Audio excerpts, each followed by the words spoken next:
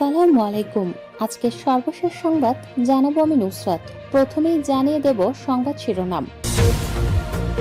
যেসব কারণে এবিএম মোশাররফকে নিয়ে মন্ত্রিত্বের গুঞ্জন। শান্তিপূর্ণ নির্বাচনের নাটক সাজিয়ে সন্ধ্যার পর ইঞ্জিনিয়ারিং হচ্ছে।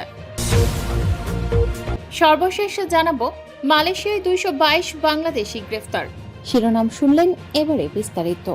যেসব কারণে এবিএম মোশাররফকে নিয়ে মন্ত্রিত্বের গুঞ্জন।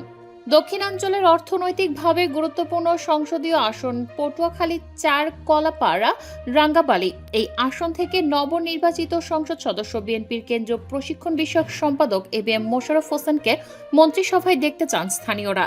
এ নিয়ে সামাজিক যোগাযোগ মাধ্যমে আওয়াজ তুলেছেন এই আসনের মানুষ। তাদের দাবি, একাধিক মেগা প্রকল্প বাস্তবায়নের কেন্দ্রবিন্দু হয়ে ওঠা এই আসনের উন্নয়ন ও প্রকল্পগুলোর গতি ধরে রাখতে মন্ত্রী পর্যায়ের সরাসরি তদারকি জরুরি।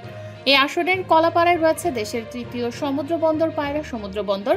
এছাড়া রয়েছে 1320 মেগাওয়াট ক্ষমতা সম্পন্ন পায়রা তাপবিদ্যুৎ কেন্দ্র, আরও একটি 1320 মেগাওয়াটের আরএনপিএল তাপবিদ্যুৎ কেন্দ্র, নৌবাহিনীর গুরুত্বপূর্ণ ঘাঁটি বানৌজ শেরেবাংলা এবং দেশের দ্বিতীয় বৃহত্তম সমুদ্র সৈকত কুয়াকাটা পর্যটন কেন্দ্র। পাশাপাশি রয়েছে সাবমেরিন কেবল ল্যান্ডিং স্টেশন, যা দেশের ইন্টারনেট সংযোগে গুরুত্বপূর্ণ ভূমিকা রাখছে।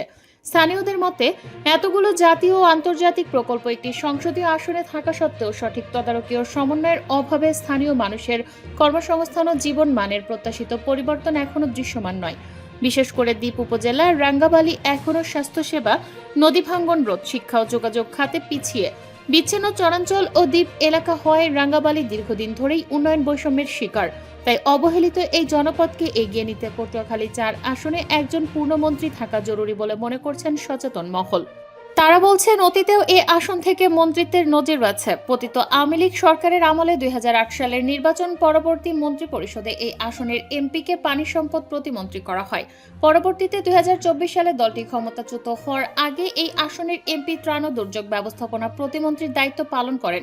ফলে পটুয়াখালী 4 যে মন্ত্রিত্ব পাওয়ার মতো গুরুত্ব বহন করে তা পূর্বের রাজনৈতিক বাস্তবতায় প্রমাণ করে বলে মন্তব্য স্থানীয়দের। শান্তিপূর্ণ নির্বাচনের নাটক সাজিয়ে সন্ধ্যার পর ইঞ্জিনিয়ারিং হচ্ছে। শান্তিপূর্ণ নির্বাচনের প্রকাশ্য নাটক সাজিয়ে সন্ধ্যার পর থেকে সূক্ষ্ম ইঞ্জিনিয়ারিং এর মাধ্যমে জনগণের সঙ্গে নির্মম তামাশা করা হচ্ছে বলে মন্তব্য করেছেন বাংলাদেশ খেলাফত মজলিসের আমির আল্লামা মামুনুল হক। সোমবার জামায়াতে ইসলামী নেতৃত্বাধীন 11 দলীয় জোটের কর্মসূচির অংশ হিসেবে রাজধানীর বাইতুল মোকাররম জাতীয় মসজিদের উত্তর গেটে বিক্ষোভ মিছিলের আগে সংক্ষিপ্ত সমাবেশে তিনি মন্তব্য করেন।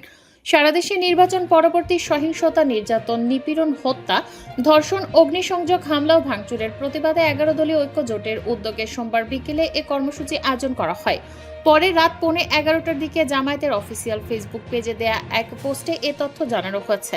মামুনুল হক বলেন, আমরা আশা করেছিলাম বহু রক্ত অশ্রু বিনিময়ে অর্জিত নতুন বাংলাদেশে একটি সুষ্ঠু নির্বাচন হবে। মানুষ আশা করেছিল ব্যালটের অধিকার ফিরে পাবে, কিন্তু দুর্ভাগ্যজনকভাবে 12 ফেব্রুয়ারি মানুষের ব্যালটের অধিকারের সঙ্গে নির্মম তামাশা করে একটি সাজানো ও পরিকল্পিত ফলাফল ঘোষণা করা হয়েছে। সূক্ষ্ম ইঞ্জিনিয়ারিং এর মাধ্যমে টার্গেট করা ব্যক্তিদের জাতীয় সংসদে যাওয়ার পথে প্রতিবন্ধকতা তৈরি করা হয়েছে। ডিপ স্টেটের এজেন্ডা বাস্তবায়ন করতে বাংলাদেশের জনগণের অর্থে লালিত প্রশাসন ব্যবহার করা হয়েছে। মালয়েশিয়ায় 222 বাংলাদেশি গ্রেফতার। মালয়েশিয়ার তেলেঙ্গানা রাজ্যে পরিচালিত এক মেগা অভিযানে 222 জন বাংলাদেশি নাগরিককে গ্রেফতার করেছে ইমিগ্রেশন।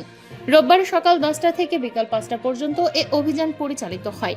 তেলেঙ্গানা ইমিগ্রেশন বিভাগের পরিচালক মোহাম্মদ ইউসরি মোহাম্মদ নূর সাংবাদিকদের জানান, অভিযানে মোট 316 জন বিদেশি নাগরিককে তল্লাশি করা হয়। এর মধ্যে ইমিগ্রেশন আইন 1959/63 লঙ্ঘনের অভিযোগে 226 জনকে আটক করা হয়েছে। আটক ব্যক্তিদের মধ্যে 222 জন বাংলাদেশি, 3 জন ইন্দোনেশিয়ান এবং একজন ভারতীয় নাগরিক রয়েছেন। প্রাথমিক তদন্তে যেসব অপরাধ চিহ্নিত হয়েছে তার মধ্যে রয়েছে বৈধ ব্যক্তিগত নথিপত্র না থাকা, নির্ধারিত সময়ের অতিরিক্ত অবস্থান এবং ভিসার অপব্যবহার।